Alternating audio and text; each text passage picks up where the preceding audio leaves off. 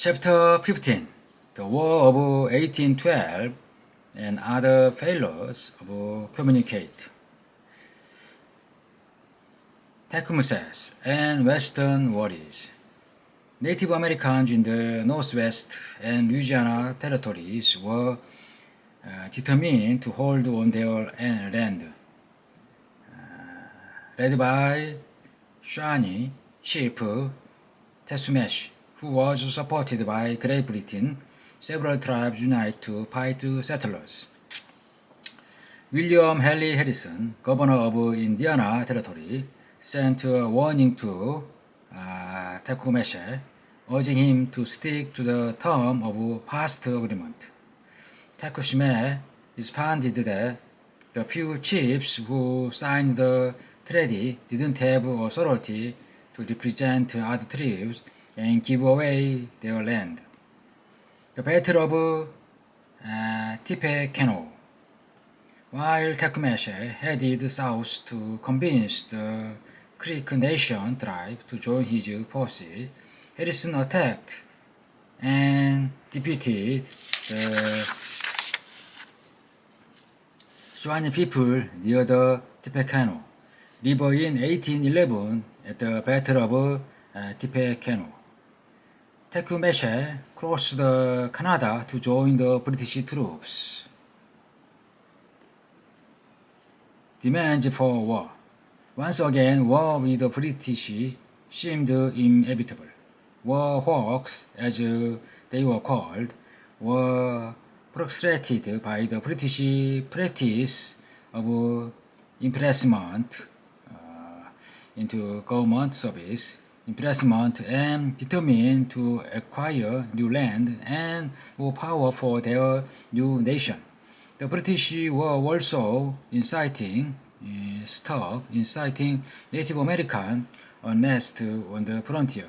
On June 18, 1812, the first time Congress had declared war, the War of 1812 began. That fall, James Madison was elected to his second term as president. The term war hawk referred to anyone in government who support war hawk. The term peace dove referred to someone who advocates peace. The War of 1812 begins. The first American plan of attack was to invade Canada, but British and their Native American allies seized Detroit before the Americans could head north. It was also difficult to invade Canada because the British controlled Lake Erie. Commodore Oliver Hazard Perry, the naval official in charge of the Lake Erie force, was ordered to seize the lake from the British. Even after his ship was destroyed, Perry continued to fight.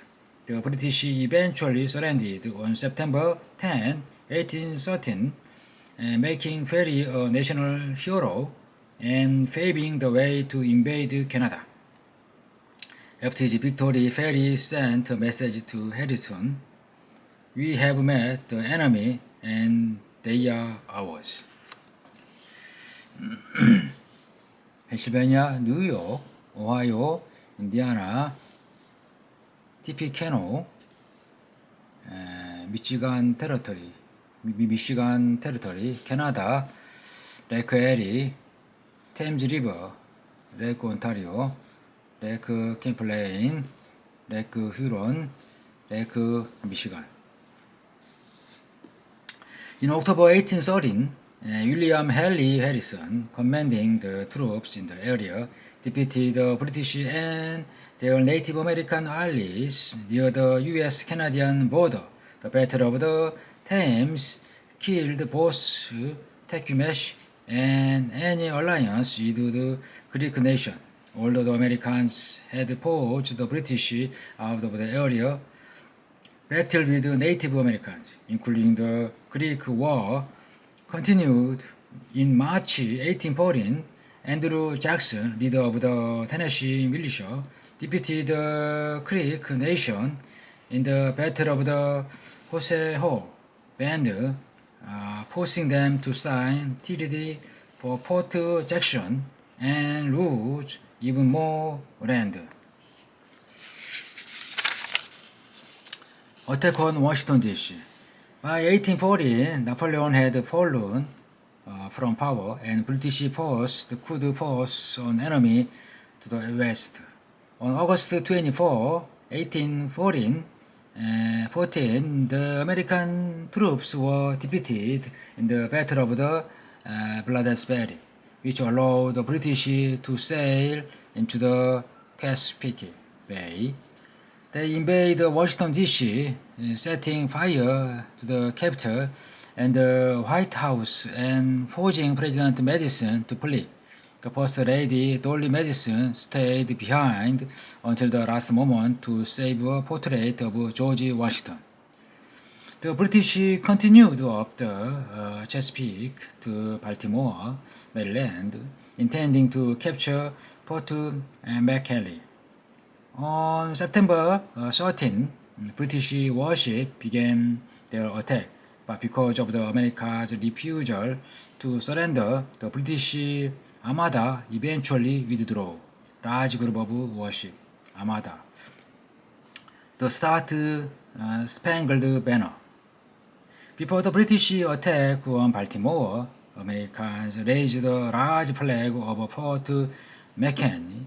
When Francis Scott Key, a lawyer who had witnessed the night-long bombardment, saw at dawn that the flag was still there, he was so moved that he wrote a poem to it.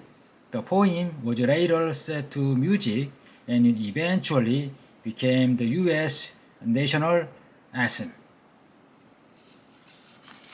Capital versus capital. Capital versus capital. Capital with an A is a city or place that is the official seat of government of a country or state. The U.S. Capitol with an O is a building in Washington with a famous dome. Capital city. Washington is a famous dome and is named after an ancient Roman hill called the Capitoline. The Battle of Lake Champlain and the Battle of New Orleans. In September 1814, British forces trying to seize the city of Plattsburgh, New York, faced the U.S. Navy at Lake Champlain. The Americans refused to surrender in the Battle of Lake Champlain, and the British retreated. The British forces in the South decided to attack New Orleans, and they advanced in Louisiana in January 8, 1815. An army organized by Andrew Jackson waited. Marching in their typical style across the open field, the British were easy target. Winning the Battle of New Orleans boosted Jackson's popularity. It was the final battle of War of 1812, and it occurred after the war had officially ended.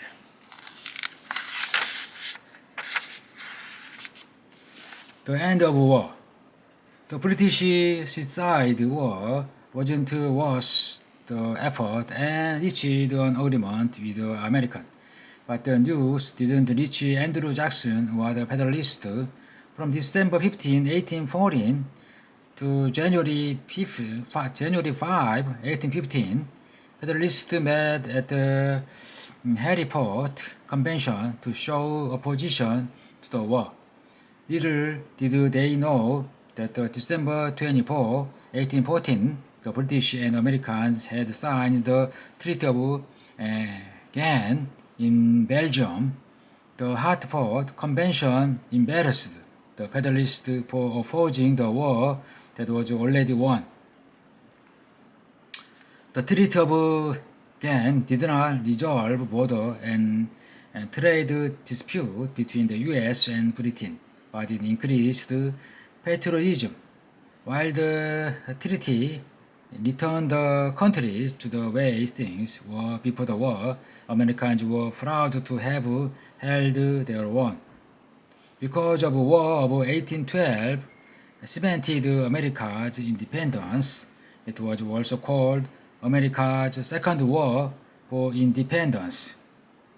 American manufacturers profited since British goods weren't available.